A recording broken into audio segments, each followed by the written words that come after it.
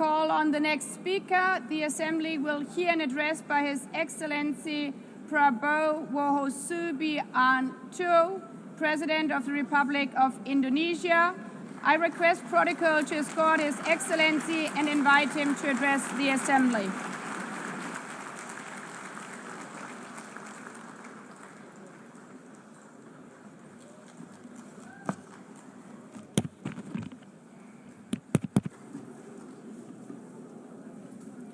His Excellency, Mr. Antonio Guterres, Secretary General of the United Nations, Her Excellency, Madame Annalena Baerbock, President of the United Nations General Assembly, His Excellency, Mr. Moses Abelian, Under-Secretary General for General Assembly and Management, Excellencies, Heads of States, Heads of Governments, distinguished delegates, ladies and gentlemen. It is indeed a great honor for me to stand in this august General Assembly Hall among leaders and representatives who represent almost all of humanity. We differ in race, religion, and nationality, yet we gather together today as one human family. We are here first and foremost as fellow human beings, each created equal, endowed with unalienable rights to life, liberty, and the pursuit of happiness. The words of the United Nations Declaration of Independence have inspired democratic movements across continents, including the French Revolution, the Russian Revolution, the Mexican Revolution, the Chinese Revolution, and Indonesia's own struggle and journey to freedom. It also gave birth to the Universal Declaration of Human Rights, adopted by the United Nations in 1948. All men are created equal was the creed that opened the way to unprecedented global prosperity and dignity. And yet, in our own era of scientific and technological triumphs, an era capable of ending hunger, poverty, and environmental ruin, we also continue to face today grave dangers, challenges, and uncertainties. Human folly, fueled by fear, racism, hatred, oppression, and apartheid, threatens our common future. My country knows this pain. For centuries, Indonesians lived under colonial domination, oppression, and slavery. We were treated less than dogs in our own homeland. We Indonesians know what it means to be denied justice and what it means to live in apartheid, to live in poverty, and to be denied equal opportunity. We also knew what solidarity can do in our struggle for independence, in our fight to overcome hunger, disease, and poverty. The United Nations stood with Indonesia and gave us vital assistance. Decisions made here based on human solidarity by the Security Council and this Assembly gave Indonesia independence, international legitimacy, opened doors, and supported our early development through the efforts of the United Nations Children's Fund, the United Nations Food and Agriculture Organization, the FAO, the World Health Organization, and many, many other United Nations institutions. And because of that, Indonesia today stands on the cusp of shared prosperity and greater equality and dignity. Madam President, Excellencies, our world today is driven by conflict, injustice, and deepening uncertainty. Every day we witness suffering, genocide, and blatant disregard for international law and human decency. In the face of these challenges, we must not give up. As the United Nations Secretary General said, we cannot give up. We cannot surrender our hopes or our ideals. We must draw closer, not drift apart. Together we must strive to achieve our hopes, our dreams. The United Nations was born from the ashes of the Second World War that claimed scores of millions of lives. It was created to secure peace, security, justice, and freedom for all. We remain committed to internationalism, to multilateralism, and to every effort that strengthens this great institution. Today, Indonesia is nearer than ever before to meeting the Sustainable Development Goals of ending extreme poverty and hunger. Because years ago, this very chamber chose to listen and uphold social and economic justice. We will never forget. And today, we must never be silent while Palestinians are denied that same justice and legitimacy in this very hall. Excellencies, Thucydides warned, the strong do what they can, the weak suffer what they must. We must reject this doctrine. The United Nations exist to reject this doctrine. We must stand for all, the strong and the weak. Might cannot be right. Right must be right. Indonesia today is one of the largest contributors to United Peacekeeping Forces. We believe in the United Nations.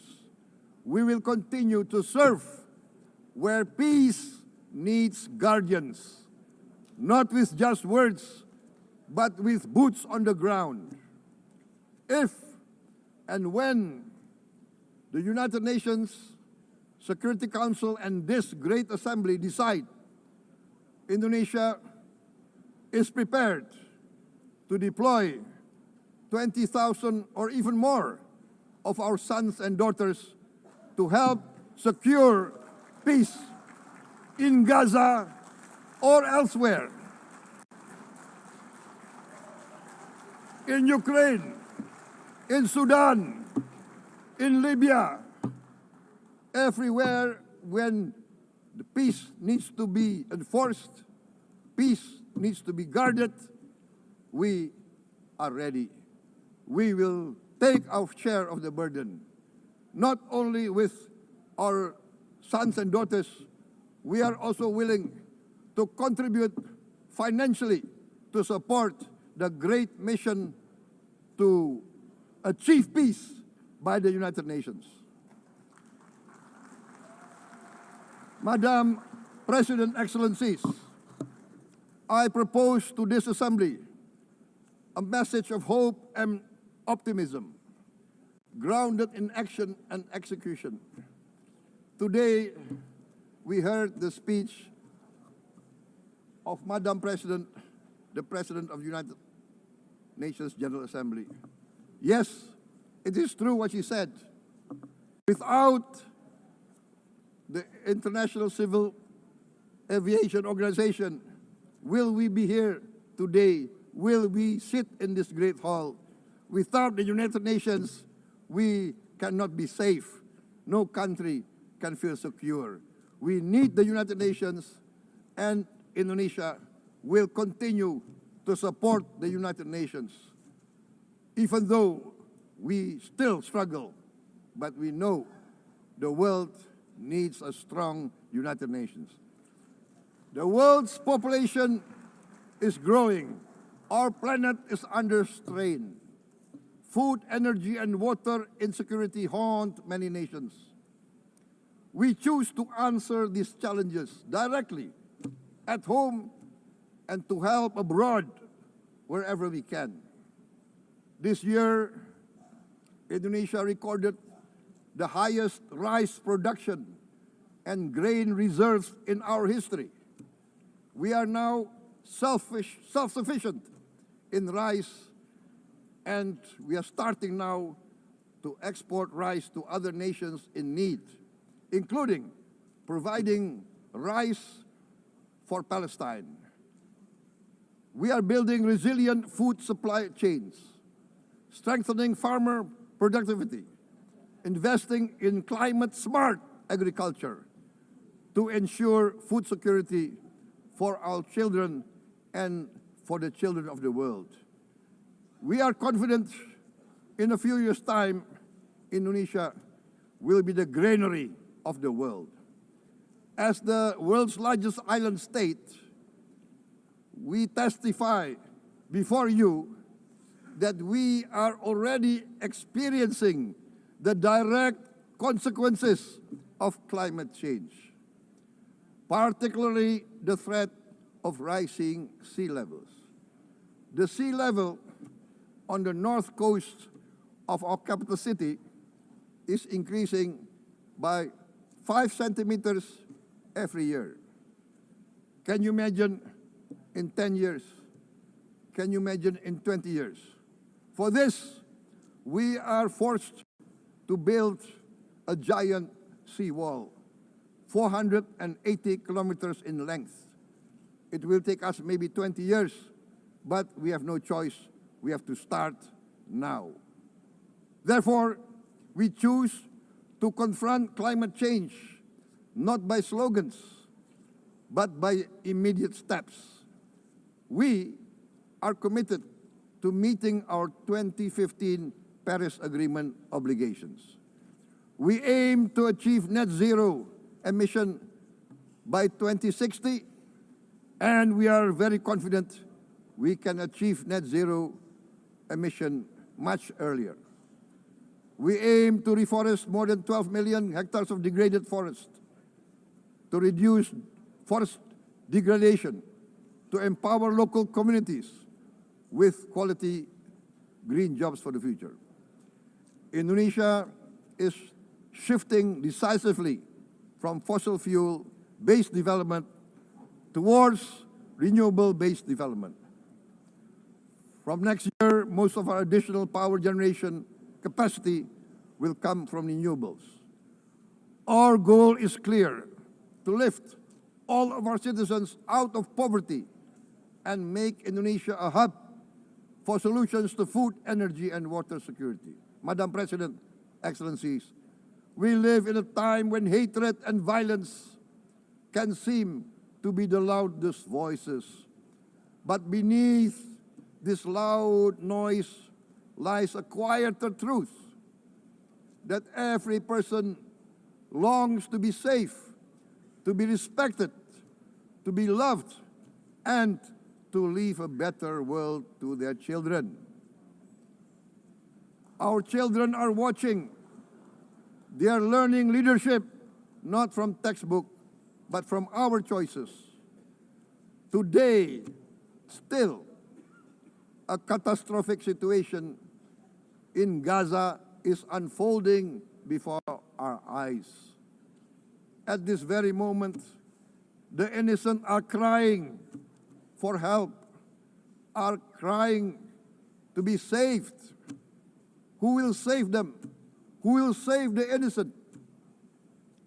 Who will save the old and women? Millions are facing danger at this very moment. As we sit here, they are facing trauma. They are facing irreparable damage to their bodies. They are dying of starvation. Can we remain silent? Will there be no answer to their screams? Will we teach them that the human family can rise to the challenge? Madam President, We must act now. Many speakers said that. We must stand for a multilateral order where peace, prosperity, and progress are not the privilege of a few, but the right of all. With a strong United Nations, we can build a world where the weak do not suffer what they must, but live the justice that they deserve. Let us continue humanity's great journey of ideals, the selfless aspirations that created the United Nations. Let us use science to uplift, not use science to destroy. Let rising nations help others to lift themselves. I am convinced that the leaders of the great world civilizations of the West, of the East, of the North, of the South, leaders of America, Europe, of India, China, the Islamic world, the whole world, I am convinced they will rise to their role demanded by history. We are all hopeful that the leaders of the world will show great statesmanship, great wisdom, restraint, humility, overcome hate, overcome suspicion. Madam President, distinguished delegates, we are greatly heartened by the events of the last few days, where significant leading countries of the world have chosen to side with history, to choose the right side of history, the path of the moral high ground, the path of rectitude, the path of justice, the path of humanity, to shun hatred, to overcome suspicion, and to avoid the use of violence. The use of violence will beget violence. No one country can bully the whole community of the human family.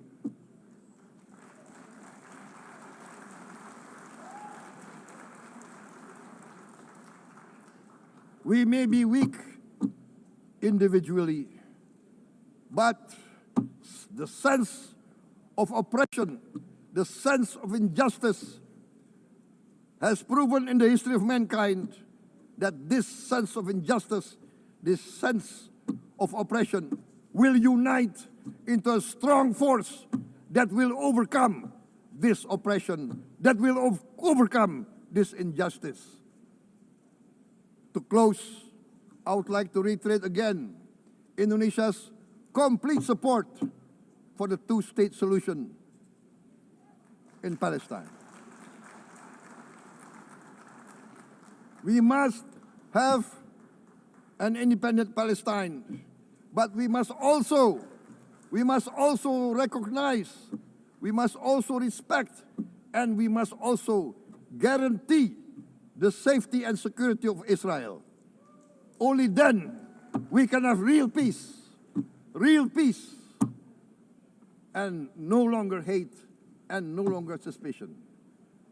The only solution is this two-state solution. Two descendants of Abraham must live in reconciliation, peace, and harmony. Arabs, Jews, Muslims, Christians, Hindus, Buddhists, all religions, we must live as one human family. Indonesia is committed to being part of making this vision a reality. Is this a dream? Maybe, but this is the beautiful dream that we must work together towards. Let us work towards this noble goal. Let us continue humanity's journey of hope, a journey started by our forefathers, a journey that we must complete. Thank you. Wassalamualaikum warahmatullahi wabarakatuh.